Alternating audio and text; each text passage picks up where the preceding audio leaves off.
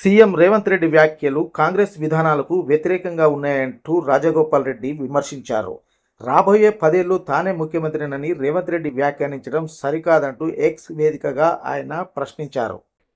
తెలంగాణ ముఖ్యమంత్రి రేవంత్ రెడ్డి నాగర్ కర్నూలు జిల్లా పెంట్లవెల్లి మండలం జటప్రోలు గ్రామంలో నిన్న అంటే 18 జూలై శుక్రవారం రోజు పర్యటించారు. ఈ సందర్భంగా అక్కడ ఏర్పాటు చేసినటువంటి భారీ బహిరంగ సభలో సీఎం మాట్లాడారు. ఈ క్రమంలో రాబోయే 10 ఏళ్లు తానే ముఖ్యమంత్రినని రేవంత్ రెడ్డి వ్యాఖ్యానించారు. ఈ వ్యాఖ్యలపై కాంగ్రెస్ మునుగోడు ఎమ్మెల్యే కోమటిరెడ్డి రాజగోపాల్ రెడ్డి ఎక్స్ వేదికగా స్పందించారు. అసలే గత కొద్ది రోజులుగా కాంగ్రెస్ పెద్దలపై గుర్రుగా ఉన్నారు రాజగోపాల్ రెడ్డి. మంత్రి పదవి ఇవ్వకపోవడంతో తన అసంతృప్తిని వెళ్లగక్కుతూనే ఉన్నారు. ఈ నేపథ్యంలోనే సీఎం రేవంత్ రెడ్డి వ్యాఖ్యలని ఈయన తప్పుపట్టారు. సీఎం వ్యాఖ్యలు కాంగ్రెస్ విధానాలకు వ్యతిరేకంగా ఉన్నాయని అన్నారు.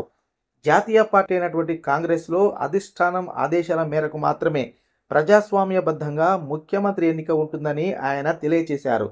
తెలంగాణ కాంగ్రెస్ని తన వ్యక్తిగత సామ్రాజ్యంగా మార్చుకునే ప్రయత్నాలను నికార్సైనటువంటి కాంగ్రెస్ నాయకులు, కార్యకర్తలు సహించనట్టు కోమటిరెడ్డి రాజగోపాల్ రెడ్డి గారు పేర్కొన్నారు.